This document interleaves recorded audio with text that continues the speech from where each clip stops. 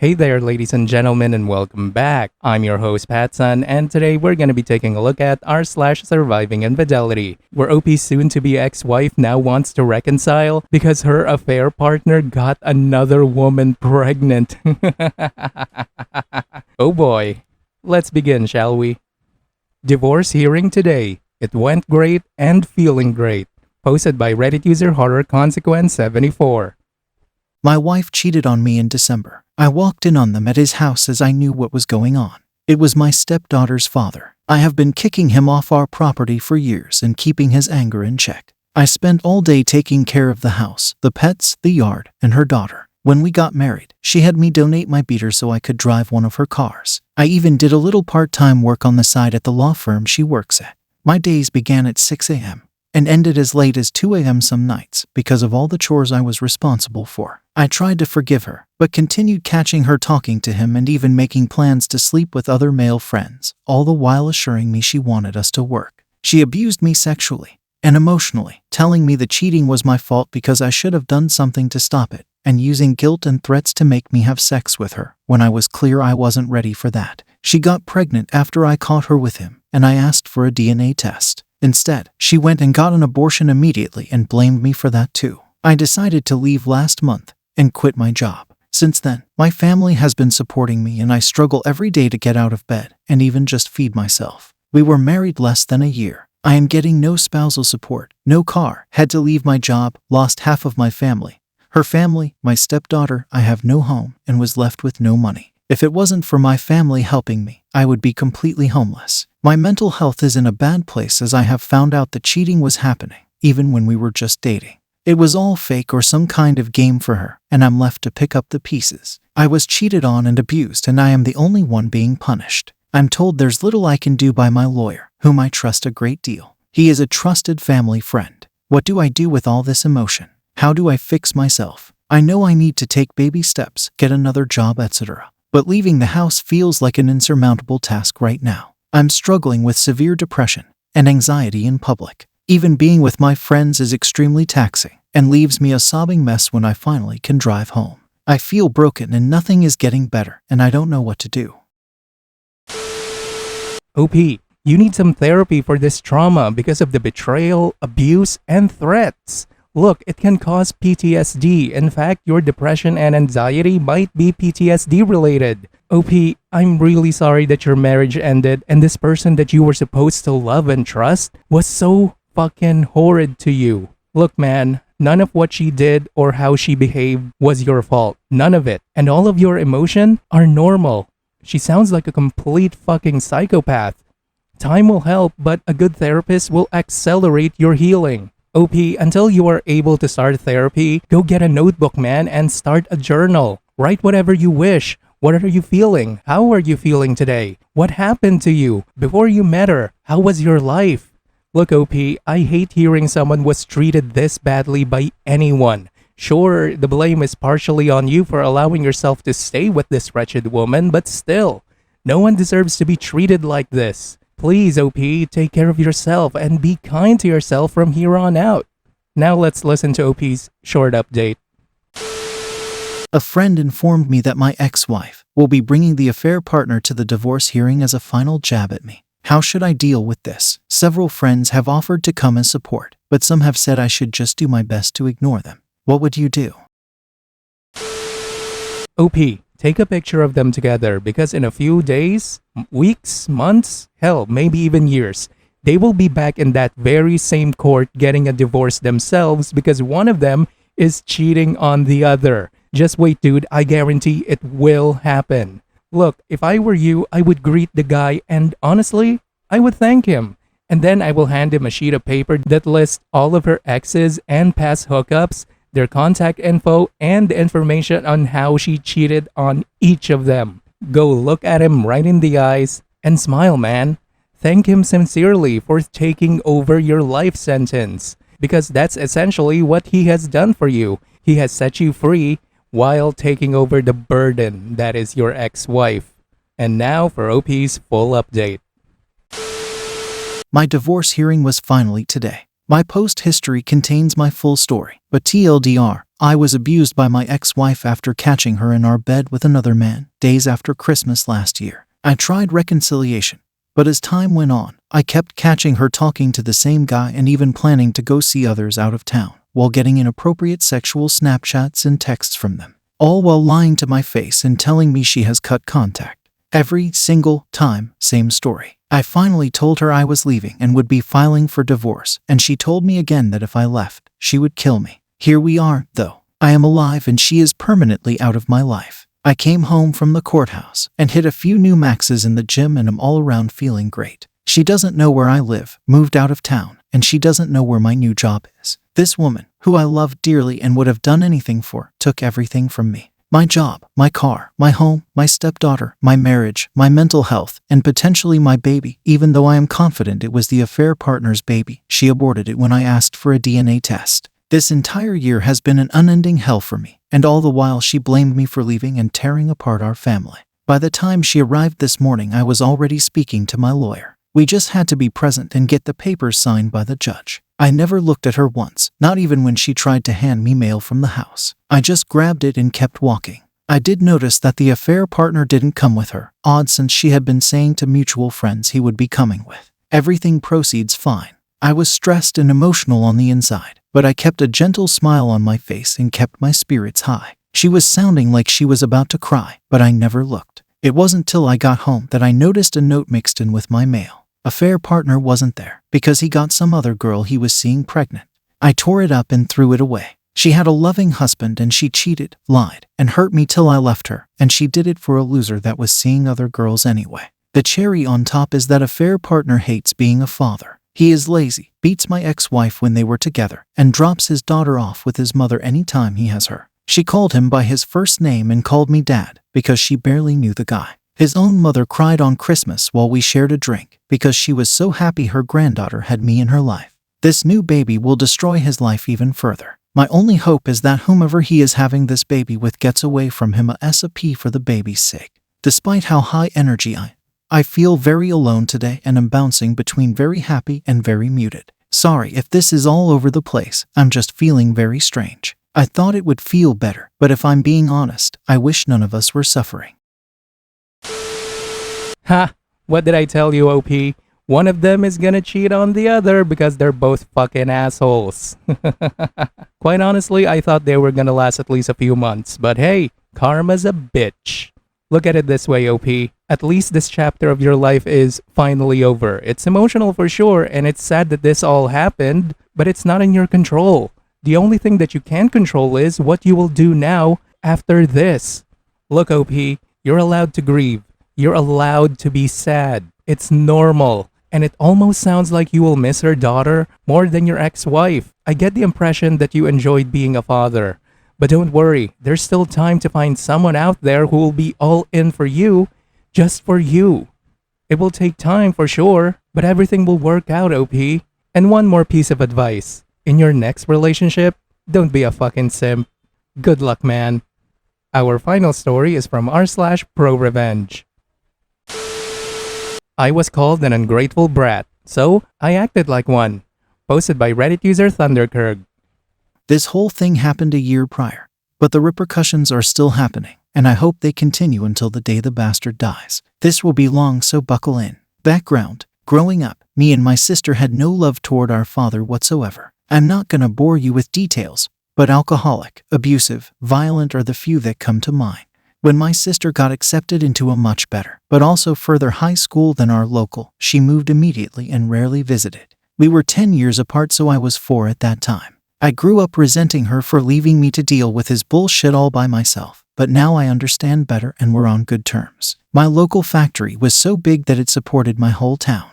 Virtually everyone worked there, so everyone knew each other. My parents too. But then it's purchased by the defense ministry, and they decided to cut off anyone without at least a high school degree. My mother was let go, and this was after she'd had me 4 months. My father, however, made it until retirement and was granted military status. Basically, they gave him an honorable rank so his pension would almost double. But also, you'd have to act accordingly because, in terms of speaking, you're military personnel now. My childhood was absolute nightmares, so needless to say I turned out to be an absolute mess. Anger management. and mental instability are notably the worst, and I'm still working on them. When I turned 18, I enlisted. 2 major benefits: it didn't cost money and I could never come home if I didn't want to.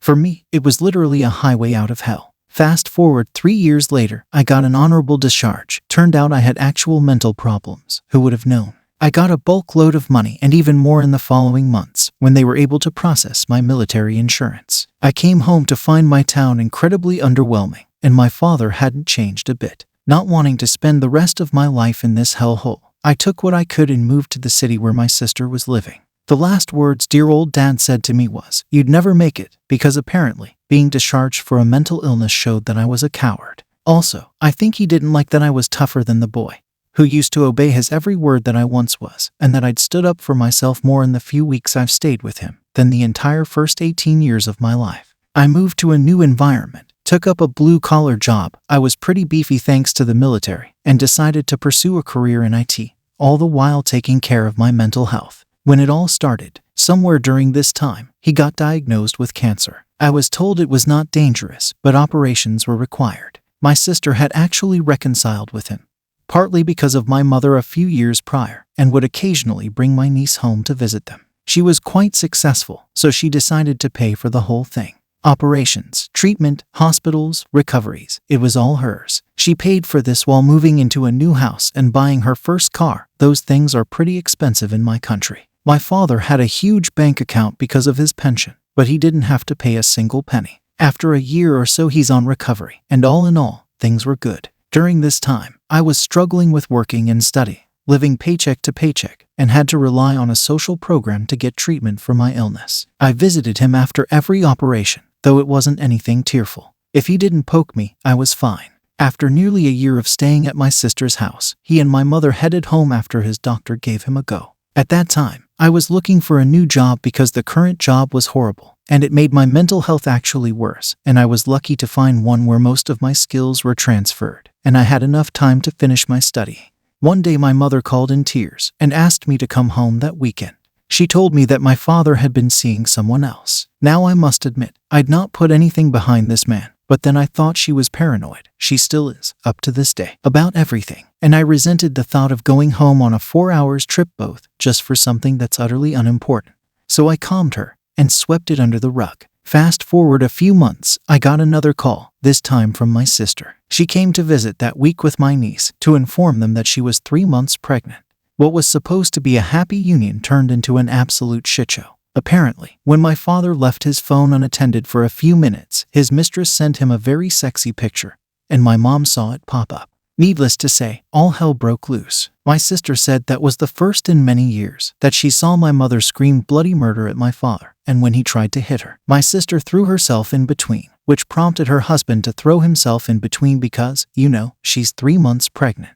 It all ended in a very teary trip back to our city after hours of hurling insults at each other. The only good thing that came out of it was my mother somehow was able to bring his phone with her. We convinced my mother to get a divorce, but she's the submissive housewife who thought divorces were worse than boiling live puppies, and I think back then she's still somewhat hoping that he'd turn around.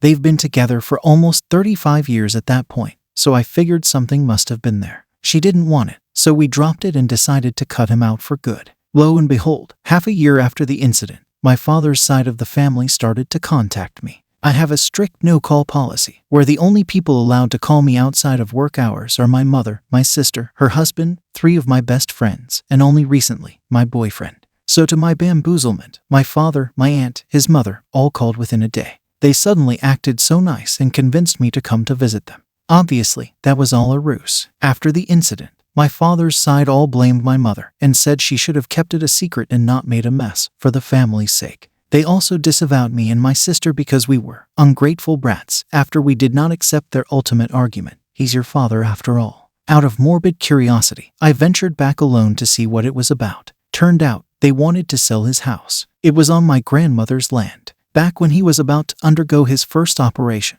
we didn't know how it'd turn out, so he transferred the house to my name because apparently, inheriting a dead person's estate in my country is a living nightmare. Out of convenience, we convinced my grandmother to give me the land as well since she was very old, 80 at the time. This was back when we were on good terms. I knew for sure they would rather gouge their eyes out than to follow up with any of that if it had happened a year later. I smelt something in the air. I couldn't place it, but I knew it was there. So I told them nicely that I would think of it and immediately went back, faking an emergency. A plan formed when I was driving back, and that's the first time I'd been so pleased about anything I actually cracked a smile. I went to my sister's immediately. My mom had been staying with her and laid out a plan. After a year living in the city, my mom was much more open-minded, and it only took a few convincing for her to agree with the plan. My sister contacted a lawyer and asked what our options were. Because both the house and the land were in my name, they had no claim to them, and any paper that didn't have my signature on it would be considered useless under the law.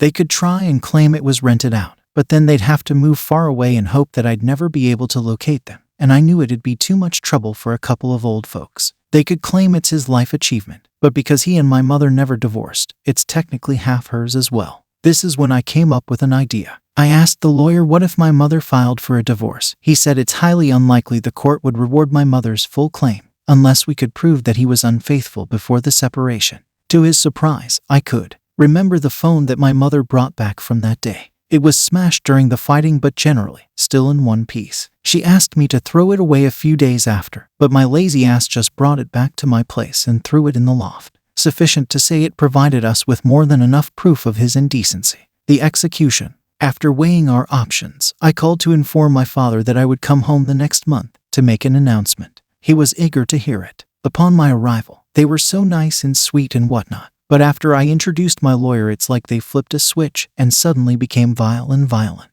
I presented him with two options: relinquish any claim to the house or be served with a lawsuit. In my country, marital violations are 6-month probation minimum, up to 2 years in prison. After a lot of screaming and name-callings and feet-stomping tantrums, he kicked us out, so naturally, I assumed he chose the latter. At the first hearing, my mom, me, and my lawyer were present. It turned out to be another screaming contest, in which he made up all kinds of lies about my mother. At some point, my lawyer leaned in to tell me that if the officer didn't stop his ranting, it's likely that they were buddies, and asked me to let him handle things. The officer told us this case wasn't a priority. It would take months to process. We wouldn't like the paperwork. It's best to settle this out of court. My lawyer politely declined, and told my father to expect another hearing soon, under much less friendly circumstances. He tried one more tactic in between, which was calling all the relatives and telling them how my mother was a bitch, and I was an ungrateful brat in hope of creating some kind of pressure on us. Very few of them took his side, and even if all of them did, I would have never let him go that easy. In the second hearing, he finally cracked and agreed to my terms, which were relinquishing any claim he might have with the house and divorcing my mom. Basically, the only person who has any claim to the house now is my mother. I agreed to let him keep living in it for the rest of his life though, but not anyone else, for example, his mistress, whom he was basically living with. The revenge. This was where my work started. First, my sister gathered all the receipts from all the medical billings she has paid for his treatment. A few of them were missing, but we were able to put up a huge folder. I also shit my pants learning how expensive cancer treatment could be. Not a fan. When we had a general sum of the money, we billed him for it. This is very unethical in my country, since children are expected to take care of their parents, but we threw that out the window long ago. We also knew it was not a criminal case, so we just went to small court claims and then sent in bailiffs to collect, which was just this lady. She went on with an I don't give a fuck attitude. And when he failed to comply, she sent in the thugs, I mean the police, to start seizing assets. So say goodbye to wooden furniture, a 27-inch smart TV, a fridge, and a reclining massage chair. All were bought by my sister as well. He had to pay out of his pocket because that lady insisted they continue seizing whatever he bought until she saw the money. Although the final amount was halved, my mother, under the eyes of the law, shared half of that for some reason. It still cost him 70% of his savings. Of course, this wasn't about the money, we were just petty. We told the moving company they could do whatever they wanted with the furniture. Looking back, I should have taken the recliner because my back hurts like a bitch, even though I'm only in my late 22nd. After that was done, I contacted my local factory and filed a report. Remember the sweet pension he got with the condition that he behaved accordingly. Clearly, someone had been a bad boy. They let him go with it, even though it was a small town and everyone knew everything because nobody ever filed a report. But that's not the case anymore. I gave them a very detailed folder with pictures from his phone. To say they were sexual was an understatement. They immediately set up a hearing and he was stripped of his rank, making his pension down to just over half of the original amount. I know this because old folks gossip like their lives depends on it, and my mother is not excluded. She was very happy hearing about that. It's all she talked about in a month. I was about to be done here, but a week later, my sister called to tell me that my aunt came to her door to berate her and her children.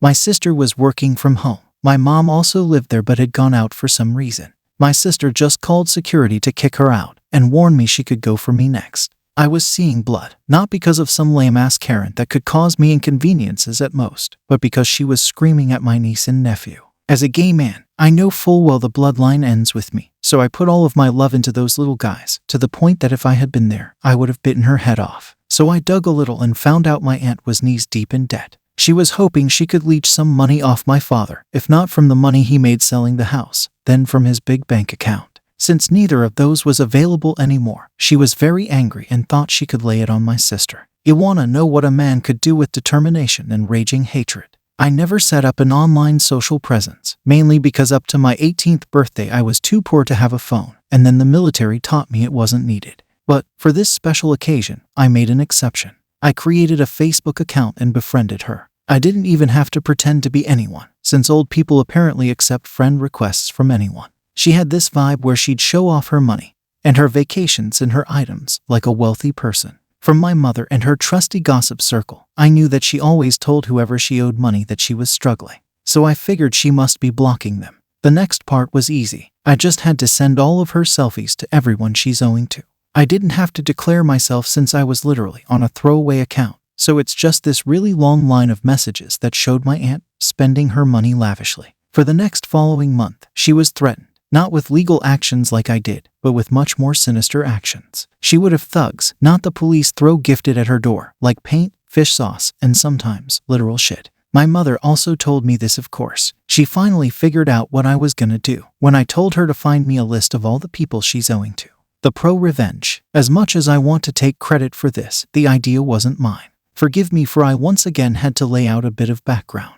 My father's side of the family is this very traditional family, where you would have a person acting as the head of the family deciding things that matter. This was way before the war, so obviously they don't do such things anymore. But the head of the family still has a certain voice, and there's this once-in-a-year ceremony where we gather together to pay tribute to our ancestors. During the ceremony, the head of the family will give a speech, and then some announcements like who died, who got married, who gave birth, etc., etc. Then there will be a celebratory party where we basically get shit-faced drunk. My great-grandfather was the head. He had 3 sons and 2 of them died during the war, so my grandfather took the mantle, then my father, and eventually me. This whole side of the family is in another town that's like 3 hours away from our town, mainly because my grandfather didn't expect to be the head, so he moved out seeking opportunities. I found these gatherings redundant and unnecessary, but that year I was actually looking forward to it. My father tried to keep the actual date hidden. It wasn't fixed, but generally someone between June. But he seriously underestimated my mother. She doesn't have a gossip circle, she has an infinite number of them. So my mother, me, and my sister's family all head back for it.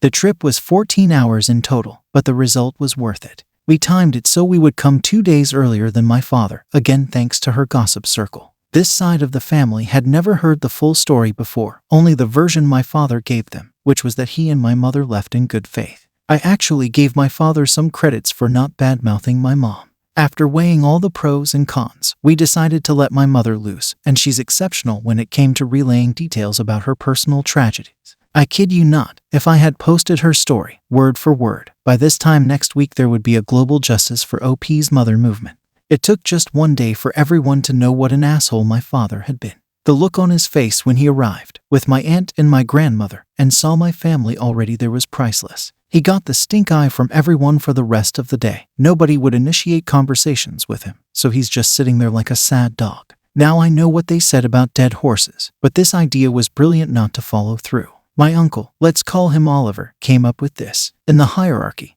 he's equal to my father, and in the event that my branch doesn't have a male successor, 100% what's going to happen. His branch will be the head of the family. He told me I should take up the mantle of the head. It was very sudden. I didn't have a speech ready. My father was supposed to do that, but Oliver told me I could just tell whatever I want, because nobody really paid attention to that thing anyway. All the other elders were okay with it. The speech wasn't even the best thing. At the celebratory party, people will be assigned tables based on the family tree. Heads of each branch will sit together, their children sit together, the elders sit together, so on and so forth. Because I was elevated to the head of my branch, I would be sitting at the big boy table. My father didn't even get to sit at my supposed table because miraculously, it was full, even though I could have sworn there weren't 20 of us and each table can sit up to 10. He had to sit at the regular table with my aunt and a bunch of nasty widows who didn't hold back on their snarky comments. So I was told. I don't think he'll ever come back to one of those anytime soon.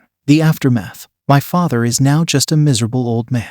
His mistress left him because, surprisingly, she was after his money. He's living in our old house with next to nothing. His retirement money, though halved, was good enough for him to live by. Last I heard, his cancer has come back, and obviously this time my sister won't be paying for it anymore. He had tried to initiate contact with my mother, trying to make amends. We had to block his number and his profile on my mother's account, because she actually considered it. She has her soft sides. My aunt has to sell her house to pay for all the debt, or else they'd just continue harassing her. She now lives in a small house she bought off with the rest of her money. I felt bad for her husband, because he's actually chill and quite nice, but he's not the most decisive and therefore doesn't really confront her. I hope he's doing better. I have no empathy for her only son though. Let's just say the apple doesn't even fall from the tree. How do I know all of this? My mother's gossip circle. I left my grandmother out of this because she's very old. She's not demented in any way. She's perfectly sane, but she loved her son too much to admit he's in the wrong. Also, she was very nice and sweet to me growing up. A lot of my good memories are with her. I'm sad because she doesn't see my mother the same. I also stopped talking to her and would only visit once during Lunar New Year. She's lived in the small house she and my grandfather built on the land that's now in my name. When she and my father are dead, I will carry out her wish to build an altar for her and my grandfather. Whether or not my father will be included is still up to debate. TLDR. Father cheated on mother, so I took his house, his saving, his furniture, and his life circle. Just to clarify, all of this wouldn't have happened if he had acted in good faith. He could have called all of us back, announced that he'd be leaving my mother, and I wouldn't have given a damn. Instead, he was trying to scream and punch his way through it, so I acted in response. Also, about the small court claim. As I've mentioned, these kinds of claims are highly unethical in my country, so the law is also very slippery. You just have to prove that someone owes you money for something. It doesn't have to be big. I made it sound easy, but in reality, we had to go through 3 different hearings. The judge advised us to settle out of court the first 2, since my father wasn't present. The whole thing took almost a year before our claim was rewarded. My sister gave birth to my nephew around this time. In short, we found a loophole and utilized it. Also, yes, I'm Vietnamese. Infidelity is definitely a crime here. In fact, it's the first time I've heard it's not a crime somewhere else, so thank Reddit for this newfound knowledge. Also, clearly, this wasn't a spur of the moment. I have thought about it, like what we should do if things turned out messy. But nothing concrete because of my mother's disapproval. We didn't just wake up and decided to scorch the earth. Holy shit, man. Good job, OP. I mean, the different tiers and layers of this revenge is fucking phenomenal. This is not ProRevenge, let's get this straight. No sir, you posted on the wrong subreddit. This is nuclear revenge. I mean, seriously, you just ruined the life of some old man. Or whatever is left of his life.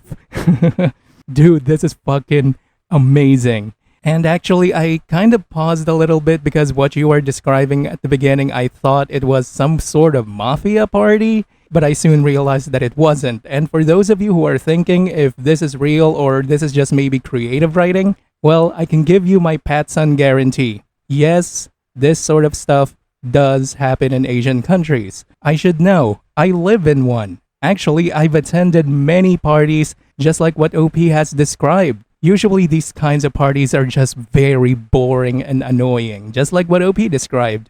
Usually it's just a bunch of old people shit-talking about the younger generation, gossiping about who's having sex, who has the money, who's going downhill, who got pregnant at an appropriate time. Hold on a fucking second. I just described high school. High school never ends. Viewer support is the best way for me to remain independent and continue bringing you these daily videos, which will always be here on my YouTube channel for you to watch absolutely free. So consider clicking that super thanks just below the video title, or you can use my PayPal in the description box down below. Thanks for listening, everyone. If you even somewhat enjoyed today's story, make sure to give this video a thumbs up, and if you really like it, Make sure to subscribe to PattSun to never miss a future upload. Stay strong.